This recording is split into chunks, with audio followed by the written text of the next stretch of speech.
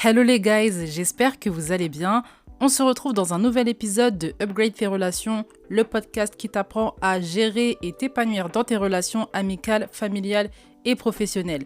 Il y a un épisode disponible tous les mercredis et dimanches à 21h, alors n'oublie pas de mettre le podcast dans ta bibliothèque pour ne rater aucun épisode. Aujourd'hui, on se focus sur l'amitié. Alors, c'est un épisode qui m'a été inspiré par une discussion que j'ai eue avec une auditrice. Elle notait que ses amis l'appelaient que lorsque ça n'allait pas. Il n'y avait pas de moments de joie, de moments de fun qui étaient partagés. Quand il fallait sortir, quand il fallait profiter de la vie, c'était pas elle qu'on appelait. Par contre, quand il y a un problème, la colère, de la tristesse, de la frustration, on l'appelait directement et cette auditrice ne se sentait pas dans une amitié. Elle savait qu'on pompait son énergie clairement. L'amitié, c'est le lieu du soutien, c'est le lieu où on trouve les solutions, où on se confie, c'est vrai, mais c'est aussi un lieu où on peut profiter, où on peut kiffer notre vie, on peut voyager ensemble, on peut avoir des moments de joie. Alors évidemment, quand tes amies s'approchent de toi, que quand elles vont mal, que lorsqu'elles sont tristes, ça pose problème. Et tout l'objet de l'épisode, ça va être ça, pourquoi tes amis ne viennent à toi uniquement quand ça ne va pas. Je répète, uniquement. Tes amis, ils vont venir te voir quand ça va pas aller, c'est pas un souci. Mais les moments de joie aussi t'appellent. S'il n'y a que du négatif, il n'y a pas de positif, là ça commence à devenir compliqué et c'est de ça qu'il s'agit dans cet épisode. Si tu es insatisfaite de tes amitiés, notamment parce qu'on te sollicite que dans les moments de tristesse, l'épisode est pour toi, t'es au bon endroit, prends de quoi noter, installe-toi dans un lieu calme et une fois que c'est fait, on peut commencer. La première raison pour laquelle on te sollicite que dans les moments de tristesse, c'est parce que tu es la conseillère de service. Dans ton cercle amical, tu es la personne la plus réfléchie, la plus sage, la plus posée. On le voit ta manière de vivre, les choix que tu fais, les choix de carrière, les choix d'amitié, les choix de relations amoureuses, on sent que tu es quelqu'un de très réfléchi, tu penses beaucoup à ta vie. Et tu es bonne dans les conseils que tu donnes parce que c'est les conseils que tu appliques pour ta propre vie. Dans ton cercle amical, tu es la personne sage, tu es la personne posée, tu es la personne réfléchie. À ta manière de vivre, on voit que tu es sage, on voit que tu as du discernement. On le voit, ça se vérifie dans tes choix de vie, tes choix de carrière, tes choix de relations, tes choix de parcours, tout ce que tu fais, ta manière d'être organisé.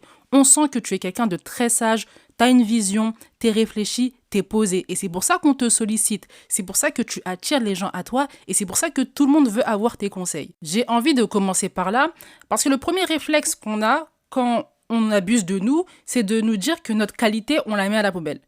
Et moi, c'est pas ce que j'ai envie que tu fasses et j'ai pas envie que vous réfléchissiez comme ça. Tu as une qualité, c'est ta qualité. Préserve-la, c'est ta personnalité, c'est ton caractère.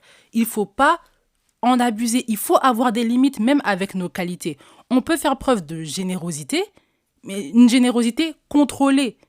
Et quand tu fais preuve de générosité sans contrôle, n'attends rien en retour dans ce cas-là. Alors j'insiste vraiment, ta qualité, ne la mets pas à la poubelle. Tes conseils sont précieux. Ce podcast, je reçois tous les jours des messages qui me disent merci, tu m'aides beaucoup. Si j'avais pas créé mon podcast, si j'avais mis mes qualités de côté, j'aidais pas les personnes autour de moi au quotidien, elles n'auraient pas profité de cette lumière. Donc c'est une très belle qualité. T'aides les gens, c'est très très bien.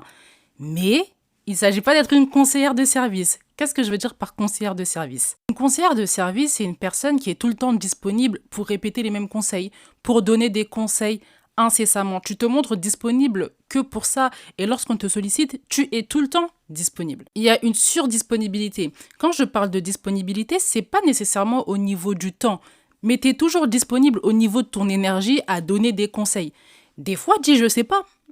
Des fois, laisse la personne réfléchir et ça va même lui faire du bien de réfléchir à ses propres solutions. Des fois, il y a des personnes qui deviennent accros à vous. Vous leur donnez tellement des bons conseils, tellement ça fonctionne, tellement ça marche. Dès qu'elles ont un souci, elles viennent vous voir directement, elles réfléchissent plus. Et ça, il faut éviter parce que c'est des personnes qui sont dépendantes de vous. C'est pas sain pour elles et vous, ça vous dérange. Également, le conseil que tu donnes à répétition. Exemple, tu vas avoir une amie qui est en dating, elle ne sait pas si elle doit choisir ce mec ou non, elle ne sait pas s'il y a des red flags, des green flags, et toi, bon, tu gères plutôt bien à ce niveau-là. Elle va te poser une question par rapport à ce mec, elle va te poser la même question 2 semaines après, la même question 1 mois après, c'est toujours la même situation qui se répète, tu dis toujours la même chose, la situation ne change pas. La 4e fois qu'elle vient te voir, tu lui dis « Écoute, moi, je t'ai déjà donné les conseils par rapport à ça. Tu as fait le choix de rester dans cette situation. Maintenant, c'est soit tu appliques ce que je t'ai déjà dit, ou soit tu restes dans cette situation, mais tu vas pas venir m'importuner sur la même situation. Et si un jour elle tombe, parce que ça arrive, il y a des personnes qui sont têtues, elles tombent, elles ne veulent pas écouter, tu vas quand même la ramasser, c'est ton amie, il n'y a pas de souci. Tu vas quand même la soutenir, lui parler, lui rappeler les conseils que tu avais donnés. Mais en attendant, il faut qu'elle fasse un choix. La période là où elle veut profiter de tes conseils qu'elle n'applique pas et en même temps être dans la situation qui l'importune, apparemment, il faut qu'elle fasse un choix. Sinon, toi, t'es quoi? T'es la conseillère de service, tu répètes les mêmes choses. C'est épuisant, c'est éreintant. Ça pompe ton énergie, c'est pas possible. Ne gaspille pas ton énergie avec les mêmes conseils, avec les mêmes mots, les mêmes phrases. Tu vas te fatiguer, ça va t'éreinter, tu vas remettre tes amitiés en cause, alors que tu aurais pu mettre des limites bien avant. Alors la première raison pour laquelle tes amis te parlent uniquement lorsque ça ne va pas, c'est parce que tu es la conseillère de service. La deuxième raison pour laquelle tes amis te parlent uniquement lorsqu'elles sont tristes, lorsqu'elles ne vont pas bien, c'est parce que tu n'as pas d'énergie positive à transmettre. Comme je le disais en introduction, ce n'est pas un problème si tes amis viennent à toi lorsqu'elles ne vont pas bien. C'est même normal, c'est l'amitié est faite pour ça. En revanche, lorsqu'elles viennent te voir uniquement lorsque ça ne va pas, il y a un problème. Elles n'arrivent pas à s'amuser avec toi, elles n'arrivent pas à avoir des moments fun, des moments de joie, des moments chill avec toi. Une des causes, c'est ton manque d'énergie positive. Pour gérer les problèmes, tu es là. Tu as grandi dans un environnement toxique peut-être, tu as grandi très vite, tu as pris en sagesse, tu as développé ta résilience et tout ça, ce sont des très belles qualités, mais tu sais peut-être pas t'amuser, tu sais peut-être pas profiter de la vie, tu sais peut-être pas être frivole, des fois oublier la vie, la complexité de la vie, les discussions autour de la vie, de ses problèmes. Tu sais pas juste profiter des moments chill, des moments d'amusement, des moments où on peut penser à la frivolité de la vie, on peut s'amuser. Clairement, moi, c'était mon cas avec une cousine à moi, quand j'étais plus jeune. Quand elle avait des problèmes, j'étais là. Elle m'appelait, je lui donnais des conseils, on partageait, on était très proches. En revanche, lorsqu'il fallait sortir, s'amuser, aller au restaurant, vraiment profiter de la vie, elle m'appelait pas du tout. Moi, j'étais vexée parce que je me disais, c'est par rapport à mon style, c'est par rapport à ma manière de parler, mon vocabulaire, ma personnalité. Je me posais vraiment beaucoup de questions. Et plus j'ai commencé à être quelqu'un de chill, plus j'ai commencé à être quelqu'un qui voyage, quelqu'un qui s'amuse, quelqu'un qui montre aussi qui s'amuse, qui est chill, qui va au cinéma, et plus elle voulait faire des sorties avec moi. Aujourd'hui, la conclusion que je tire, c'est que j'étais une personne qui n'arrivait pas à avoir ces moments-là. Et notamment parce que j'étais dans une situation familiale compliquée, l'aîné, des problèmes à la maison, c'est toi qui gères, il faut aller à l'école, il faut rendre fiers les parents. Enfin, il y a beaucoup de pression autour de toi, j'avais beaucoup de pression sur mes épaules et je ne savais plus m'amuser. Une fois que j'ai appris à m'amuser, j'ai appris à aimer ma vie, et ben on a partagé ces moments ensemble avec elle. Tes amis n'arrivent peut-être pas à mettre les mots sur ça, mais c'est ce qui se passe. C'est ça le phénomène en fait. Le phénomène, c'est que tu donnes pas envie de sortir, tu donnes pas envie de kiffer la vie. T'es pas nécessairement aigri ou triste tout le temps, mais t'es terne. T'es très terne, la vie t'a beaucoup abattu, t'as eu beaucoup de coups, donc t'as réussi à passer outre, t'arrives quand même à avancer dans ta vie, mais t'as un côté sérieux qui fait qu'on peut pas venir vers toi pour rire, pour se détendre, pour s'amuser, pour sortir, pour voyager. On n'y arrive pas parce que t'as perdu cette fibre-là. La vie t'a trop abattu, elle t'a trop mis de coups, donc t'as développé un mécanisme, on va dire, de protection. T'es tout le temps méfiante, tu penses tout le temps aux problèmes, parce que tu as été éduqué dans ça. Donc la deuxième raison pour laquelle tes amis te parlent uniquement lorsque ça ne va pas, c'est que tu ne sais pas transmettre de l'énergie positive. La troisième raison pour laquelle tes amis te parlent uniquement lorsque ça ne va pas, c'est parce qu'elles n'ont pas d'énergie positive à transmettre. Dans le point précédent, je t'ai mentionné toi, mais des fois c'est tes amis qui sont dans cette situation. Toi, tu es une personne qui est à la fois sage et une personne à la fois qui aime s'amuser, mais des fois, elles n'ont pas trouvé leur équilibre. Elles ont perdu le côté amusement, fun, chill, on kiffe la vie, parce que notamment la vie les a abattues. J'ai été dans ce cas de figure il y a des années avec ma meilleure amie. Elle et moi, on avait des situations, je dirais pas similaires, mais on avait des problématiques familiales importantes. Moi, j'avais réussi à guérir, et pas elle. Du coup, moi, j'ai réappris à m'amuser, j'ai réappris à kiffer ma vie, j'ai réappris à être utile. Je voulais des moments de joie. Elle, c'était plus compliqué. Et en fait, ça nous a distancés. Parce que moi, je ne pouvais pas, en fait, aller m'amuser avec elle. Je ne pouvais pas proposer une sortie, voyager, parler de choses plus frivoles. Parce que elle n'était pas dans le même état d'esprit que moi. Elle n'avait pas d'énergie à me transmettre, positive.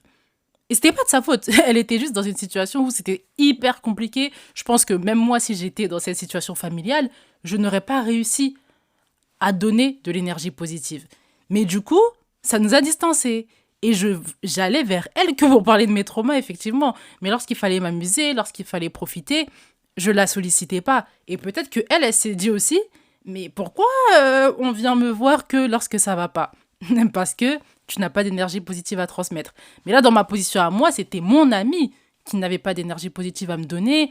Les moments de joie, je ne pouvais pas les partager avec elle. On ne peut donner que ce qu'on a. Si tu es dans une situation négative, tu es toi-même dans la tristesse, tu es toi-même dans la colère, dans une situation, dans un environnement morose, tu ne peux pas donner de la joie, de la positivité, de l'amusement, du chill.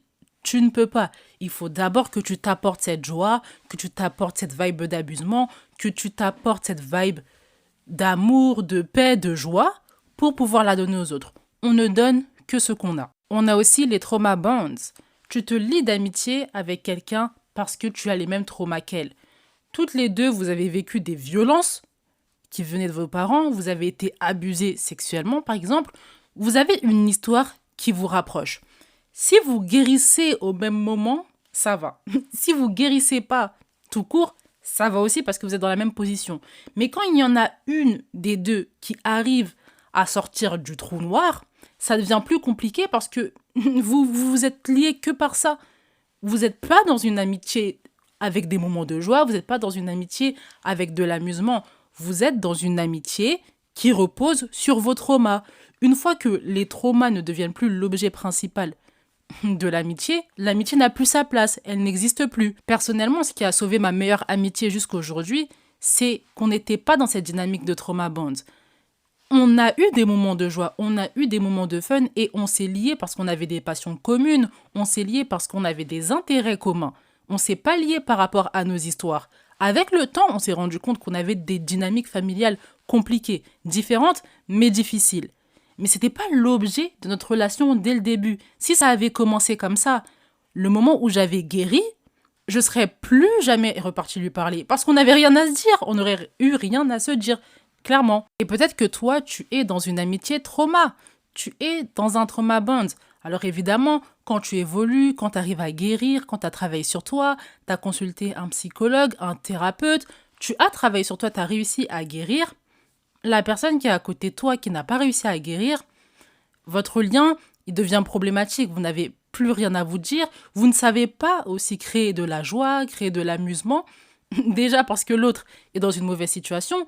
Et toi, si c'était les moments de joie, les moments de fun que tu devais choisir, si tu étais une personne saine, positive à l'époque, tu n'aurais jamais choisi cette personne. Vous avez peut-être même pas les mêmes intérêts, vous avez peut-être pas la même vision de vie, vous n'avez pas la même philosophie, simplement vos traumatismes vous ont reliés. Alors c'est important que tu te poses la question de savoir si tu es dans une amitié trauma bond. Est-ce que ce qui vous a lié en premier, c'est vos traumatismes? Si la réponse est oui, ça explique pourquoi ton amie vient à toi que lorsqu'elle va mal. Elle va tout le temps mal, elle est tout le temps dans une situation compliquée. Et sans aller jusqu'au trauma bond, est-ce que ton amie a réussi à passer au-dessus de ses traumatismes? Est-ce qu'elle est dans cette voie de guérison? Si elle est dans cette voie de guérison, ça va venir. Vous allez reconstruire une amitié autour du positif, autour de la joie, parce que votre amitié ne repose pas sur les traumatismes. En revanche, si elle n'est pas sur la voie de la guérison, tu vas peut-être te distancer, tu vas peut-être tout faire aussi pour qu'elle ait des moments de joie, tout faire pour qu'elle soit positive, mais ça, on va voir ça dans les conseils que je donne à la fin. La quatrième raison est moins sérieuse que celle que j'ai évoquée, mais elle est tout aussi importante. Tu as nourri des amitiés superficielles et tes amis sont éminemment superficiels. Je vais m'expliquer. Tu es dans de fausses amitiés. Lorsqu'il faut profiter de tes conseils, de ton soutien, de ton appui, tout le monde est là. En revanche, lorsqu'il faut te faire goûter les beaux restaurants, lorsqu'il faut sortir, quand il y a une soirée, quand il faut s'amuser, on ne t'appelle pas. Soit parce qu'on va estimer que tu n'es pas stylé, tu n'as pas les mêmes délires, soit parce que au niveau de l'apparence, ça ne matche pas, soit parce qu'on a peur que tu viennes grignoter la place des autres, on a peur que tu attires toute l'attention à toi, soit parce qu'on est jalouse, soit parce que on ne veut juste pas de toi, en fait. C'est une amitié, ce sont des amitiés éminemment superficielles. Des fois, la réponse n'est pas compliquée. Comment on te traite? On te traite avec respect? Est-ce que tu as des traumas dans ta vie? Est-ce que ça ne va pas? Est-ce que tu es conseillère de service ou non? Est-ce que tu as de l'énergie positive à transmettre? Si tu vois qu'il n'y a pas trop de réponses dans tout ce que j'ai évoqué, c'est peut-être que tu es dans cette situation-là, dans des amitiés superficielles que tu as acceptées parce que ça te faisait du bien, ça faisait du bien à ton ego, ta représentation était boostée, tu te sentais bien, tu rattrapais un peu ta jeunesse. Certaines personnes ne te calculaient pas à l'époque, maintenant on te calcule, donc tu acceptes certaines dynamiques. C'est la raison pour laquelle on ne te fait pas profiter des bons moments. On vient à toi uniquement quand ça ne va pas. Alors la quatrième raison pour laquelle tes amis viennent à toi uniquement quand ça ne va pas, c'est parce que ce sont des amitiés superficielles. Et enfin, la cinquième raison pour laquelle tes amis viennent à toi uniquement lorsque ça ne va pas, c'est parce que tu as accepté la dynamique. Tu as accepté la dynamique peut-être par ego, parce que tu te dis c'est toi la personne sage, c'est toi la personne qui donne des bons conseils, tu es la personne qu'on vient tout le temps voir, qu'on sollicite tout le temps. Par ego, tu as peut-être accepté la dynamique. Je suis tombée dans ce piège-là il y a quelques années, quand j'étais beaucoup plus jeune, je devais être au lycée. Lorsque tout le monde venait me demander des conseils, je me sentais trop waouh, alors que ça prenait mon énergie, j'étais fatiguée, j'arrivais plus à faire mes devoirs. Réellement, j'étais au bout, j'étais épuisée, mais parce que j'avais cet ego-là de me dire que Wendy la conseillère, Wendy la sage, Wendy la personne intelligente, Wendy la personne qui mène super bien sa vie, tout le monde vient lui demander des conseils. Quelle intelligence, quelle sagesse. J'avais même une Française qui m'appelait Wendy Sabitou, tellement je donnais tellement de conseils, tellement je parlais énormément. On venait tout le temps me solliciter. Par ego, je me suis retrouvée dans cette position-là. Au fur et à mesure du temps, je me suis sentie insatisfaite dans mes amitiés, insatisfaite dans mes relations avec les autres, parce que j'avais l'impression que je ne servais qu'à ça. Je n'étais qu'une personne qui donne des conseils. Quand il faut profiter, quand il faut parler d'autre chose, on ne m'appelle pas, on ne me sollicite pas. Parfois, tu t'es pas rendu compte du danger, tu l'as fait de bon cœur, tu as donné des conseils parce que tu étais généreuse, c'est tes amis, tu te dois de les aider, tu l'as fait souvent, tu as gaspillé ton énergie, tu t'es montré trop disponible au niveau de ton énergie, le même conseil, tu l'as répété 10 fois. Aujourd'hui, tu es insatisfaite, mais à l'époque, tu ne te rendais pas compte du danger, tu ne voyais pas ça venir. Aujourd'hui, tu es dans une grande insatisfaction. Une autre raison, c'est que tu n'as pas eu le courage de dire à tes amis « Stop, je t'ai répété ce conseil 3 fois, si tu ne l'appliques pas, c'est que tu ne veux pas l'appliquer. Donc c'est soit tu l'appliques, ou soit tu l'appliques pas, mais viens pas m'importuner pour que je te répète la même chose. » Tu n'as pas eu le courage de tenir ce discours face à tes amis.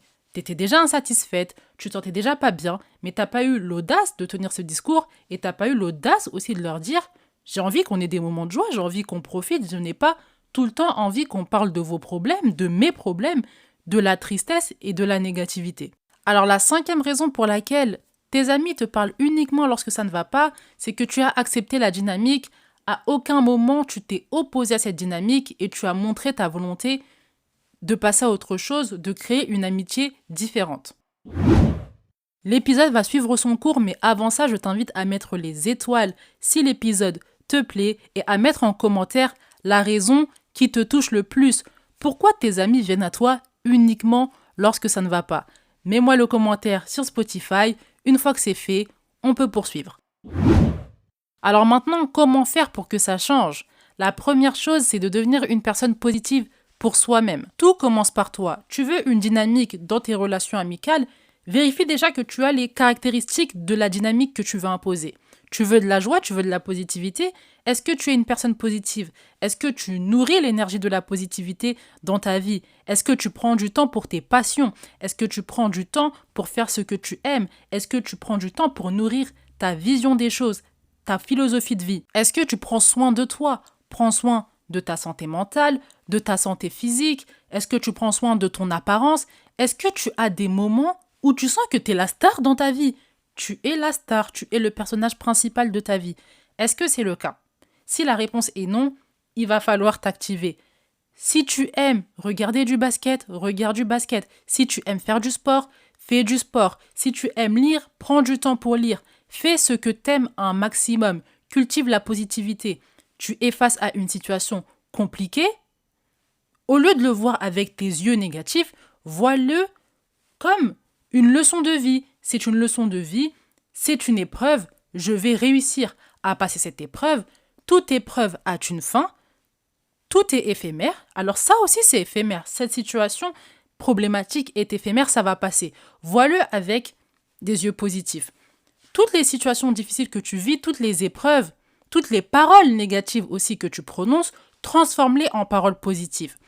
Je répète, mais la positivité, ce n'est pas croire que la vie est rose, que tout se passe bien, tout le monde est bon, il n'y aura jamais de problème. Non, c'est croire que même s'il y a des problèmes, même si ça ne va pas, même si je suis dans une situation difficile, même si je n'ai pas d'argent, même si je viens de me disputer avec ma famille, même si c'est compliqué, j'ai grandi dans la toxicité, il y a quand même un espoir, il y a quand même de la lumière qui va apparaître. C'est ça la positivité. Cultive-la dans ta vie, c'est très important. En étant une personne positive et qui fait sa publicité, qui montre qu'elle a des moments de joie pour elle seule, les personnes qui te voyaient que comme une conseillère, qui te voyaient comme une personne sage, une personne ennuyeuse, trop sérieuse, vont commencer à venir à toi, vont commencer à proposer des voyages, vont commencer à vouloir sortir, vont commencer à vouloir aller au cinéma avec toi, vont commencer à avoir des discussions sur la vision de vie, sur des choses qu'il n'y avait pas avant.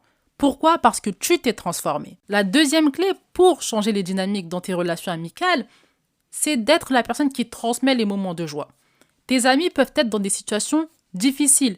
Typiquement, ma meilleure amie, environnée de dépression, suicide, problème d'argent. C'est très compliqué en fait. Quand tous les jours tu es entouré de ça, environné de ça, ça te prend beaucoup d'énergie. Si tu n'as personne pour t'apporter la lumière, c'est dur de créer sa positivité seule. C'est pas facile quand tu as autant d'énergie qui te draine. Alors si toi, tu as réussi à guérir, si toi, tu es une personne positive, transmets-les. Ne sois pas une personne égoïste. Au début, il va y avoir de la résistance. C'est normal. Vous allez faire une sortie, tu vas sentir qu'elle n'est pas à 100%. Elle n'est pas hyper joyeuse. Mais c'est normal, elle vit dans les situations difficiles. Elle vit dans un environnement toxique, dans un environnement qui lui draine beaucoup son énergie. Mais à force de faire ça, elle-même, elle va commencer à venir à toi parce qu'elle sait que tu es sa positivité. Et c'est comme ça que tu réintroduis les moments de joie dans tes relations amicales. La troisième clé pour que la relation amicale change de dynamique, c'est de proposer des solutions plutôt que de tourner autour du problème. Parler du problème, c'est bien, il le faut et il va falloir qu'elle en parle pour sortir ce qu'elle a en elle, pour vivre ses émotions. Parler de ses problèmes, tourner en rond des fois, c'est important. Mais toi qui es la personne qui est en dehors du problème, toi qui es la lumière, tu dois savoir quand parler du problème et quand introduire les solutions. Tu dois trouver l'équilibre entre parler du problème et évoquer les solutions. Si tu ne trouves pas cet équilibre, elle risque d'être toujours dans le cercle vicieux. Tu es censé être la lumière, mais tu deviens l'endroit où elle parle encore de la négativité. Quand elle est avec toi, elle doit parler de la négativité parce que c'est ce qu'elle vit, et donc tu es un soutien. L'amitié est un lieu du soutien, mais tu dois être aussi le lieu de la solution, où elle trouve des solutions pour aller mieux. On ne parle pas de grandes solutions. Si elle vit dans une maison toxique, elle n'a pas les moyens de déménager, ne lui dis pas de déménager. Simplement, qu'elle prie plus, qu'elle médite davantage, qu'elle ait plus de moments où elle prend soin d'elle, plus de moments où elle est seule, plus de moments où elle écrit. C'est des petits conseils comme ça, mais c'est des solutions pour qu'elle se sente mieux. Tu dois être la lumière pour ton ami qui est dans une situation compliquée. Et enfin, la quatrième clé, c'est d'arrêter d'être trop disponible au niveau de ton énergie. Si tu veux que ton ami réfléchisse seul, dis-lui « je n'ai pas de réponse, réfléchis ». Sinon, comme je l'ai dit précédemment, elle va devenir dépendante de tes conseils. Aussi, fixe des limites au niveau de la répétition du même conseil. Au-delà de la 3e fois, tu dis clairement, je ne vais pas te répéter le même conseil. Tu dois faire un choix. Ne gaspille pas ton énergie avec des futilités. Des fois, les questions qu'on te pose, les conseils qu'on te pose, honnêtement, il n'y a pas à poser les questions. On peut réfléchir solo. C'est juste qu'on a la flemme. La flemme intellectuelle, la flemmardise intellectuelle. On n'a pas envie de réfléchir, c'est pour ça qu'on te pose les questions. Si tu sens que c'est des futilités, tu dis réfléchis tout seul, pour ça t'as pas besoin de moi. Le jour où on aura vraiment besoin de toi, parce que la vie, plus elle avance, plus elle impose des défis importants. On va t'appeler à ce moment-là, tu vas répondre présente, tu vas mettre toute ton énergie parce que c'est très important. Si tu fais l'inverse, tu mets beaucoup d'énergie pour les futilités, lorsqu'il va falloir réfléchir aux grandes choses, tu n'auras peut-être pas l'énergie de te concentrer sur ça. Et c'est dommage, parce que l'amitié, c'est un lieu de soutien pour les choses importantes. Alors arrête d'être trop disponible, fixe-toi des limites, prends soin de ton énergie. L'épisode touche à sa fin, j'espère que l'épisode t'a aidé. On a vu le pourquoi tes amis venaient à toi que lorsqu'elles allaient mal et on a vu à la fin les clés qui te permettent d'inverser la dynamique dans tes amitiés. C'est le type d'épisode que j'aime bien parce que je t'invite à repenser tes amitiés actuelles plutôt que de tout faire valser, de tout mettre à la poubelle. Si tu as des questions, n'oublie pas qu'au mois de mars, je vais faire un épisode dédié aux questions que vous avez à me poser. Tu peux m'écrire sur TikTok comme tu peux m'envoyer un mail. Je mets mon TikTok et mon adresse mail en dessous, en description. Si l'épisode t'a aidé à y voir plus clair, partage l'épisode à des personnes que ça pourrait aider. On se retrouve dans le prochain épisode. Prends soin de toi. Bye!